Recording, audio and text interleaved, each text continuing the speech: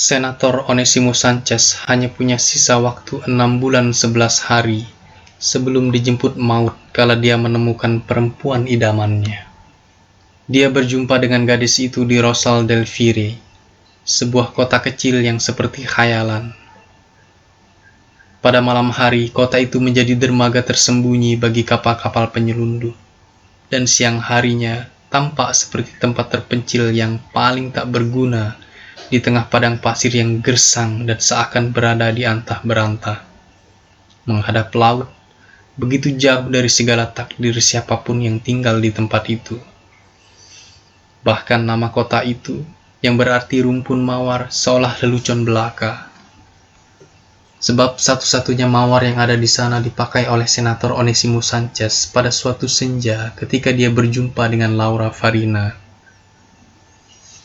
Saat itu adalah perhentian tak terhindarkan dalam kampanye pemilu yang telah dia jalani selama 4 tahun. Iring-iringan mobil-mobil pengangkut barang tiba pada pagi hari, lalu datang truk-truk berisi orang-orang Indian sewaan yang dibawa ke tempat itu untuk menambah jumlah kerumunan peserta kampanye di lapangan. Tak lama menjelang pukul 11, bersama musik dan mercon serta jeep-jeep, mobil dinas sewarna soda gembira tiba. Senator Onesimus Sanchez duduk tenang dan tak menampakkan gejolak perasaan di dalam mobilnya yang sejuk ber-AC. Namun, begitu dia membuka pintu, dia terguncang oleh embusan kencang hawa panas, dan kemeja sutra murninya jadi seakan basah oleh semacam sup berwarna terang. Dia jadi merasa lebih tua serta lebih kesepian daripada sebelumnya.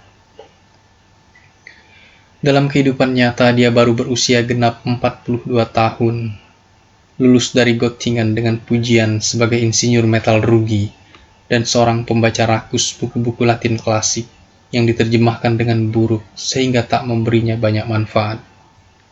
Dia mengawini seorang perempuan Jerman periang yang memberinya 5 anak dan mereka hidup bahagia. Dialah yang paling bahagia di antara mereka sampai dia diberitahu 3 bulan yang lalu bahwa dia akan mati pada hari Natal yang akan datang. Ketika persiapan kampanye telah dituntaskan, sang senator berhasil menyisihkan waktu sendirian selama sejam di rumah tempatnya beristirahat. Sebelum dia berbaring, diletakkannya dalam gelas air minumnya bunga mawar yang telah dijaganya, agar tetap mekar sepanjang perjalanan melintasi gurun.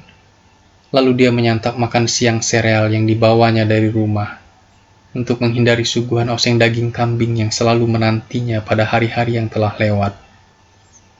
Setelahnya, dia menelan beberapa butir pil penahan sakit untuk mengusir rasa sakitnya. Lalu dia menyalakan kipas angin listrik di dekat tempat tidur gantungnya dan berbaring telentang selama 15 menit dalam bayangan mawar seraya berupaya keras menghalau pikiran tentang kematiannya sampai dia terlelap. Selain dokter, tak seorang pun tahu saat kematiannya telah ditentukan karena dia memutuskan untuk merahasiakannya, tanpa ingin ada perubahan dalam hidupnya. Bukan karena keangkuhan, melainkan karena malu. Dia merasa memegang kendali penuh atas dirinya ketika dia muncul lagi di depan umum pada pukul 3 sore. Telah cukup beristirahat dan tampil resik, mengenakan celana panjang linen dan kemeja bermotif bunga, dengan jiwa yang telah ditopang oleh pil-pil penahan sakit. Namun ternyata erosi kematian jauh lebih jahat ketimbang yang dikiranya, karena saat dia bangkit ke atas panggung, dia merasakan sensasi jijik yang aneh terhadap orang-orang yang berupaya berebut menyelaminya, dan dia tak merasa kasihan seperti yang kerap dirasakannya terhadap sekelompok orang Indian bertelanjang kaki yang nyaris tak mampu menahankan panasnya aspal permukaan di lapangan kecil itu. Dia menghentikan tepuk tangan hadirin dengan lambaian tangan, nyaris dengan kemarahan, dan mulai berbicara tanpa gerak-gerik tubuh. Sepasang matanya tertuju ke laut yang meruapkan bahang. Suaranya dalam dan terukur bagaikan air yang tenang. Namun pidato yang telah dihafalnya dan dicuapkannya berulang-ulang itu terasa baginya bukanlah sebagai perkataan yang jujur, melainkan kebalikannya. yakni lebih serupa pernyataan kepasrahan Marcus Aurelius dalam jilid keempat bukunya, Renungan. Kita berada di sini untuk menaklukkan alam, ucapnya, berlawanan dengan apa yang diyakininya. Kita tidak akan lagi menjadi anak-anak yatim di negeri kita sendiri, anak-anak Tuhan yang disia-siakan di tempat gersang saat badai menerjang, terasingkan di kampung halaman sendiri. Kita akan menjadi orang-orang yang hebat dan berbahagia. Ada satu pola dalam pertunjukan pidatonya. Saat dia bercuap-cuap, para pembantunya melemparkan burung-burung kertas ke udara, dan makhluk-makhluk buatan itu pun seakan hidup, terbang di atas panggung, lalu meluncur ke laut. Pada saat bersamaan, anak-anak buahnya yang lain mengeluarkan dari mobil-mobil pengangkut barang sejumlah pohon buatan yang daun-daunnya berbahan sintesis dan menanam mereka di tanah keras berbatu di belakang kerumunan orang. Mereka mengakhirinya dengan mendirikan fasad rumah-rumahan dari papan dan dinding bohongan dari bata merah yang dilengkapi jendela kaca untuk menutupi gubuk-gubuk reak sungguhan di tempat tinggal menyedihkan para penduduk setempat. Sang senator melanjutkan pidatonya dengan dua kutipan berbahasa Latin untuk memberi tambahan waktu bagi orang-orangnya yang sedang memasang rumah-rumahan. Ia menjanjikan akan mendatangkan mesin-mesin pembuat hujan, alat-alat penyubur ternak, minyak kebahagiaan yang akan membuat sayur mayur tumbuh subur di tanah keras berbatu, dan derumpun bunga mekar di kisi-kisi jendela. Ketika dilihatnya dunia fiksinya telah selesai dibuat, dia menunjuk. Seperti itulah semuanya akan berwujud bagi kita, saudara-saudara, teriaknya. Lihatlah, itulah yang akan terwujud bagi kita. Para hadirin menoleh. Kapal-kapal pengarung samudera yang terbuat dari kertas berwarna tampak di belakang rumah-rumahan, lebih tinggi daripada rumah tertinggi di kota buatan itu. Hanya sang senator sendiri yang memperhatikan bahwa karena benda-benda itu telah dibongkar pasang berkali-kali dan diusung dari satu tempat ke tempat lain, kota papan itu telah lapuk dimakan cuaca buruk, dan kini nyaris tampak seburuk dan seberdebu Rosal del Fire. Untuk pertama kali selama 12 tahun, Nelson Farina tidak hadir di lapangan untuk menyambut sang senator. Dia menyimak pidato itu dari tempat tidur gantungnya sambil melanjutkan tidur siang di gubuknya, yang dibangun dengan tangannya sendiri dan pernah ditinggalinya bersama istri pertamanya. Dia minggat dari Pulai Iblis dan muncul di Rosal del Fire dengan naik kapal bermuatan burung-burung nuri, bersama seorang perempuan kulit hitam cantik yang ditemuinya di Paramaribo dan telah memberinya seorang anak. Perempuan itu mati karena sebab alamiah, tak lama kemudian dikuburkan dengan nisan berterakan nama Belandanya di kuburan umum setempat. Anak perempuan mereka mewarisi warna kulit dan bentuk tubuh ibunya, serta mata kuning menakjubkan ayahnya. Dia pun tumbuh menjadi perempuan tercantik di dunia. Sejak dia bertemu sang senator dalam kampanye pertamanya, Nelson Farina telah memohon padanya untuk membantu membuatkan KTP palsu agar dia lolos dari jangkauan hukum. Sang senator dengan cara yang bersahabat tapi tegas menolak permintaan itu. Nelson Farina tak pernah menyerah. Selama bertahun-tahun, setiap kali dia menemukan kesempatan, dia akan mengulangi permintaannya dengan jalan berbeda. Tapi kali ini dia bergeming di ranjang gantungnya, dikutuk membusuk hidup-hidup di sarang penyamun itu. Saat dia mendengar tepuk tangan terakhir, dia mengangkat kepala, menatap melalui bilah-bilah pagar rumahnya, dan melihat bagian belakang bangunan buatan yang dibuat orang-orang suruhan sang senator. Ia meludah tanpa kebencian. Sialan, sungutnya. Itu cuma permainan politik. Setelah pidato, seperti kebiasaannya, sang senator berjalan belusukan melintasi jalan-jalan kota, diiringi musik dan letusan mercon. Dikerubungi warga kota yang berupaya mengadukan kesulitan hidup mereka. Senator tampak menyimak mereka, dan dia selalu berhasil menemukan cara untuk menghibur semua orang tanpa membuat mereka berani berbuat macam-macam. Seorang perempuan yang berada di atap rumah bersama 6 bocah kecil berhasil membuat suaranya terdengar, mengatasi bunyi letusan kembang api dan suara ribut khalayak. "Saya tidak meminta banyak, Senator," teriaknya. "Hanya seekor keledai untuk mengangkut air dari sumur orang gantungan." Senator memperhatikan keenam bocah kurus itu. "Apa yang terjadi dengan suamimu?" tanyanya. "Dia mencari pekerjaan di Aruba," sahut perempuan itu. "Tapi yang ditemukan malah seorang perempuan yang memasang berlian di giginya." Orang-orang itu tertawa berderai mendengar jawaban si perempuan. "Baiklah," ujar sang senator bijak. "Kau akan mendapatkan keledai." Tak lama kemudian pembantu sang senator datang menyeret seekor keledai menuju rumah si perempuan. Di bokong keledai itu tertulis dengan cat tebal slogan kampanye sang senator, sehingga orang-orang tak akan lupa bahwa keledai itu hadiah darinya. Di tikungan terakhir jalan itu, dia melihat Nelson Farina yang sedang berbaring di atas ranjang gantung, tampak murung. Senator menyapanya. "Hai, apa kabar?" Nelson Farina menoleh. "Terpujilah Anda," katanya. Putri Nelson Farina keluar menuju halaman. Saat didengarnya ucapan salam, dia mengenakan gaun lebar Indian gua hero murahan yang telah usang. Kepalanya dihiasi pita warna-warni, dan wajahnya dipulas warna untuk melindungi kulit dari sinar matahari. Namun dalam keadaan kacau balau serupa itu pun, orang yang menatapnya bisa jadi akan membayangkan bahwa tiada yang lebih cantik darinya di seluruh dunia. Sang senator tertegun menahan napas. "Terkutuklah aku," ucapnya terkesiap. "Tuhan telah melakukan hal-hal yang gila." Malam itu Nelson Farina mendandani putrinya dengan pakaian terbaiknya dan mengirimkannya kepada sang senator. Dua penjaga bersenjata menyuruhnya duduk menunggu di atas satu-satunya kursi di ruang tunggu. Senator berada di ruang sebelah, sedang rapat dengan orang-orang penting Rosal Delphire. Mereka tampak begitu mirip dengan orang-orang lain yang selalu ditemuinya di seluruh kota sepanjang gurun, sehingga membuatnya muak dan bosan dengan cara pertemuan malam semacam itu. Kemejanya basah kuyup oleh peluh, dan dia mencoba mengeringkannya dengan embusan hawa panas dari kipas angin listrik yang berdengung seperti kuda yang terbang di antara hawa panas di ruangan itu. "Kita tentu saja tidak bisa makan burung kertas," ujarnya.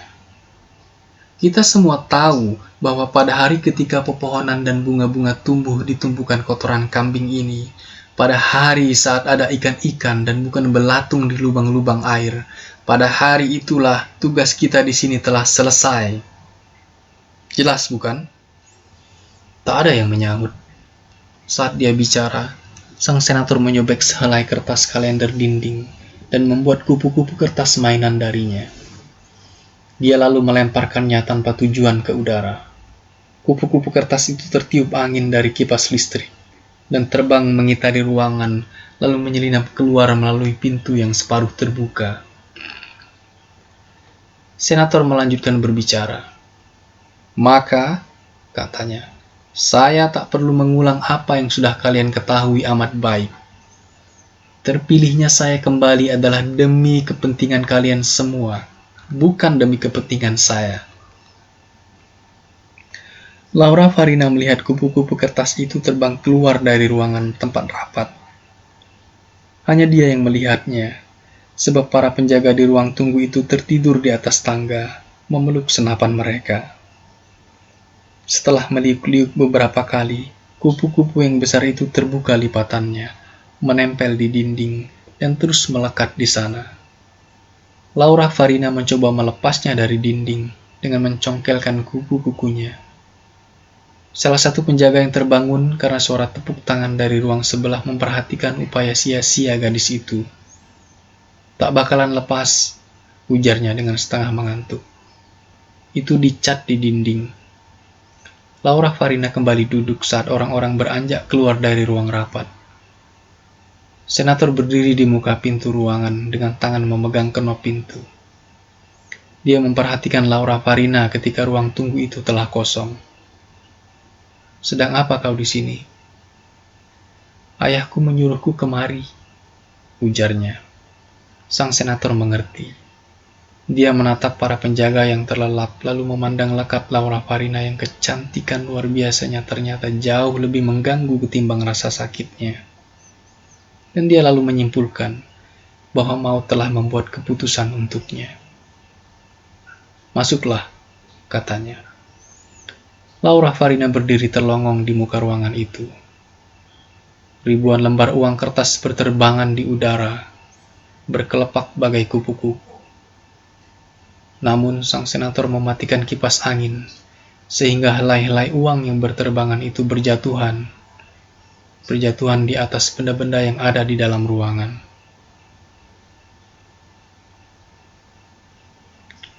Senator tersenyum dan berkata, "Kau lihat, bahkan kotoran pun bisa terbang." Laura Farina duduk di atas sebuah bangku tak bersandaran.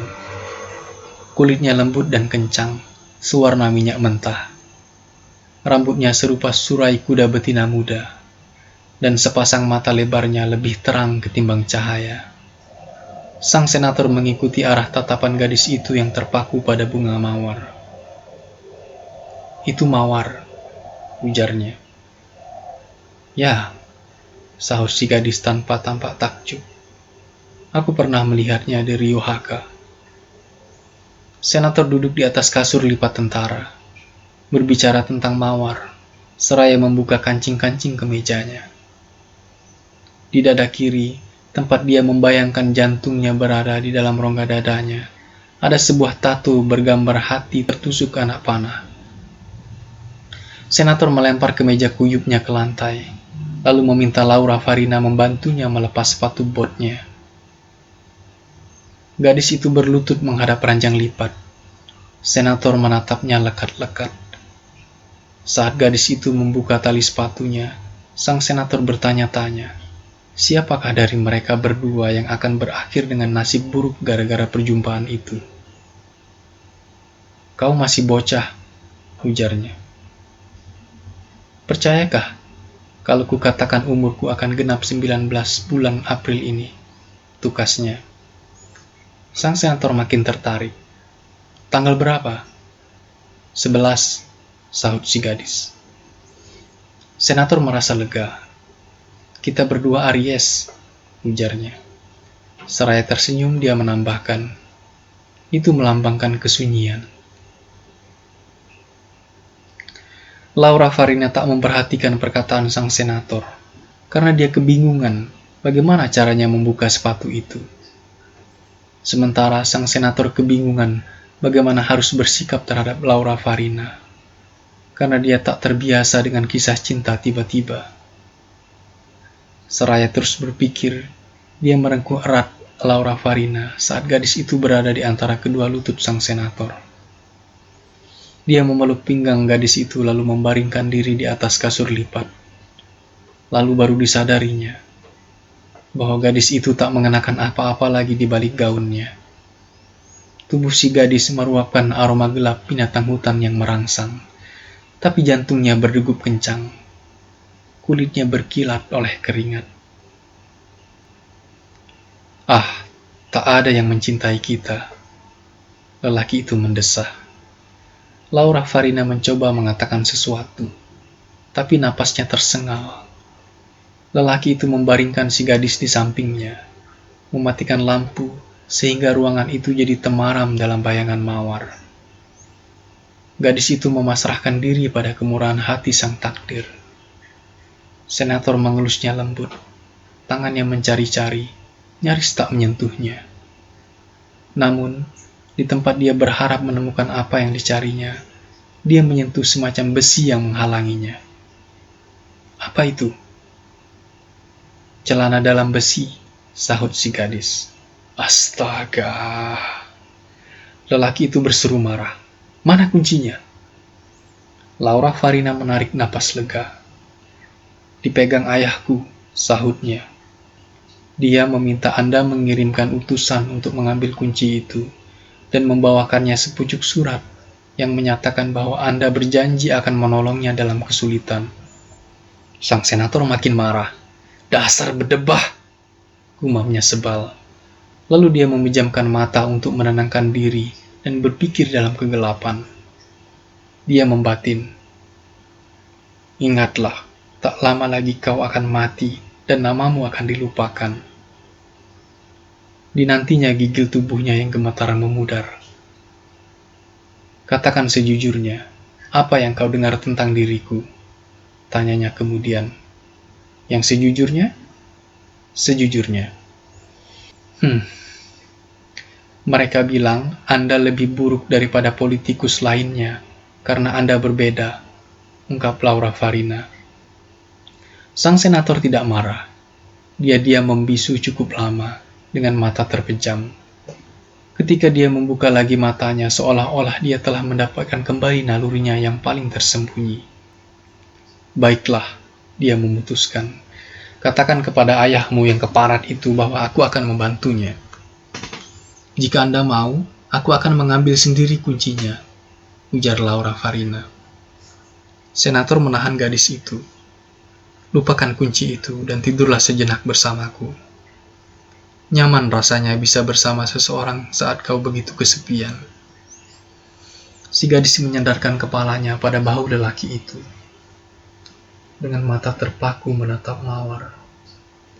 Sang senator memeluk pinggang gadis itu, membenamkan wajah ke celah ketiaknya yang beraroma binatang hutan, dan takluk pada rasa takutnya. 6 bulan 11 hari kemudian dia mati dalam posisi yang sama, ternista dan tertolak karena skandal terbuka dengan Laura Farina, dan menangis penuh amarah saat mati tanpanya. Gabriel Garcia Marquez.